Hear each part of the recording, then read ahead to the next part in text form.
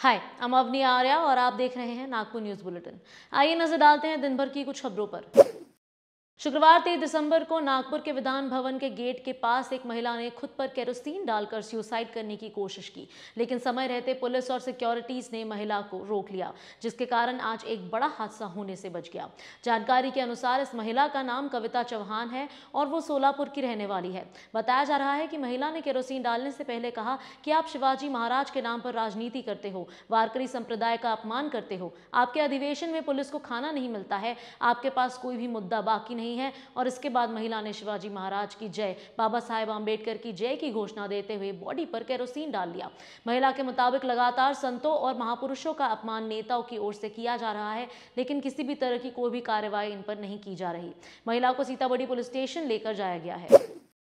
गुरुवार 22 दिसंबर को राष्ट्रवादी कांग्रेस पार्टी के एमएलए जयंत पाटिल को इस पूरे विंटर सेशन के लिए सस्पेंड किया गया था, जिसके विरोध में महाविकास आघाड़ी के नेताओं ने आज शुक्रवार 23 दिसंबर को असेंबली हॉल के बाहर सीढ़ियों पर आंदोलन किया। कल पाटिल के सस्पेंशन के बाद ही ऑपोजिशन के नेताओं ने इसका विरोध किया था और उसी दौरान असेंबली के काम पर बहिष्कार डालने का डिसीजन लिया गया था। अजित पवार के नेतृत्व में यह आंदोलन आज किया गया।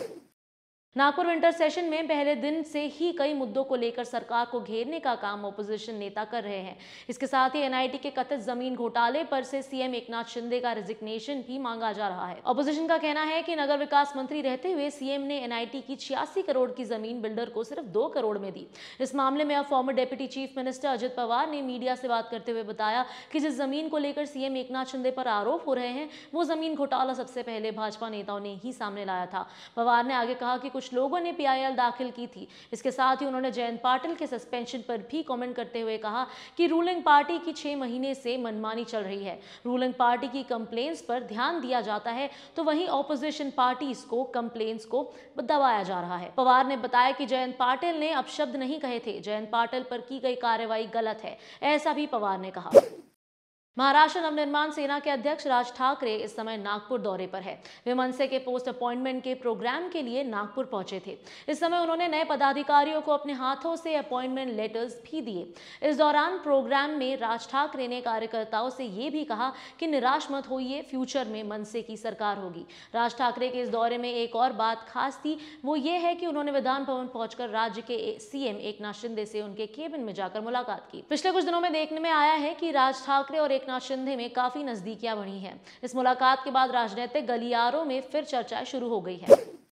Nagpur district cycle polo association की ओर से नेशनल सब जूनियर और senior cycle polo championship tournament का आयोजन किया गया था, लेकिन इस टूर्नामेंट में शामिल होने केरल से आई 10 साल की बच्ची फातिमा निदा शिहाबुद्दीन की खेलने से पहले ही तबीयत खराब हुई और हॉस्पिटल में इलाज के दौरान उसकी मौत हो गई। जानकारी के अनुसार बच्ची की मौत के बाद भी टूर्नामेंट का इनॉग्रेशन धूमधाम से किया गया। फातिमा केरल के अल्पूजा जिले की रहने वाली थी। वो बुधवार 21 दिसंबर को Nagpur Kerala cycle polo association के 24 मेंबर्स के साथ पहुंची थी। बुधवार की रात फातिमा को वॉमिटिंग होनी शुरू हुई और सुबह तक जब वो नहीं रुकी तो उसे कोच ने पास के ही कांग्रेस नगर के श्री कृष्ण हॉस्पिटल में एडमिट किया। इस समय डॉक्टर्स ने उसका इलाज करना शुरू किया, उसे इंजेक्शन दिया गया। इसके बाद फातिमा ने हाथ में दर्द होने की कंप्लेन की और इसके तुरंत बाद उसकी नाक से खून बहना शुरू हो गया और देखते ही देखते वो गिर पड़ी। इसके बाद इस बच्ची को कार्डियक अरेस्ट आया, जिससे उसकी मौत हो गई। इस इंसिडेंट के बाद हॉस्पिटल के डॉक्टर्स पर भी लापरवाही के एलिगेशंस लग रहे हैं। तो वही हॉस्पिटल के डायरेक्टर डॉक्टर महेश फुलवानी का कहना है कि उसे वही इंजेक्शन दिया गया था जो कॉमन तौर पर वॉमिटिंग रोकने के लिए दिया जाता है। जानकारी ये भी सामने आई है कि नेशनल फेडरेशन की ओर से प्लेयर्स को निग्लेक्ट किया गया। कांग्रेस ने इस इंसिडेंट को दुर्भाग्यपूर्ण बताया और सही इन्वेस्टिगेशन की मांग भी की है। इस दौरान कांग्रेस ने केरल की लेफ्ट गवर्नमेंट पर भी निशाना साधा है। कर्नाटक कांग्रेस कमेटी के अध्यक्ष सुधाकरन ने आरोप लगाया कि साइकिल पोलो के लिए नेशनल फेडरेशन ने प्लेयर्स को लेकर बड़ी लापरवाही की है। प्लेयर्स के लिए रहने और खाने की व्यवस्था भी नहीं की गई थी। इसी बीच केरल के सीएम पिनाराई विजयन ने बच्ची की मौत पर शोक जताया और इन्वेस्टिगेशन करने की जानकारी भी दी है।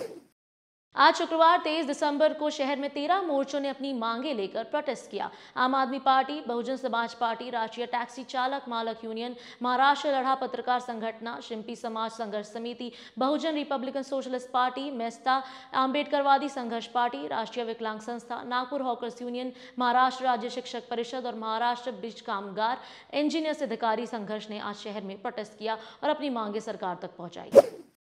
अमरावती की एमपी नवनीत राणा की मुश्किलें बढ़ने के आसार हैं। फेक कास्ट सर्टिफिकेट के मामले में शिवरी कोर्ट ने पुलिस को कड़े ऑर्डर जारी किए हैं। कोर्ट ने कहा है कि नॉन बेलेबल वारंट के आधार पर पुलिस जल्द से जल्द एक्शन ले।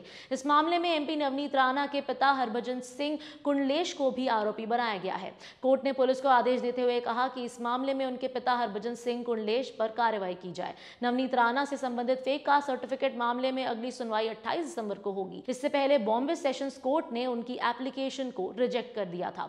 याद रहे कि नवनीत राणा ने अपने इलेक्शन एफिडेविट में फेक कास्ट सर्टिफिकेट देने का आरोप शिवसेना के अमरावती के एमपी आनंदराव अरसूल ने लगाया था और इसकी कंप्लेन भी की थी। इस मामले में बॉम्बे हाई कोर्ट ने जून 2021 में नवनीत राणा का कास्ट सर्टिफिकेट कैंसिल कर दिया था। कोर्ट ने इस दौरान कहा था कि इस कास्ट सर्टिफिकेट को फोर्ज डॉक्यूमेंट्स का यूज करके धोखाधड़ी से लिया गया था। हाई कोर्ट ने उनके ऊपर 2 लाख रुपए का जुर्माना भी लगाया था। इस वीडियो के प्रोड्यूसर है विक्रांत चांडिलिया, स्क्रिप्ट लिखी है शमानंद तायडे ने और कैमरा के पीछे है भावेश महल्ले। आज के लिए इतना ही, कल फिर मिलेंगे नई न्यूज बुलेटिन के साथ। Nation next news hub for new India.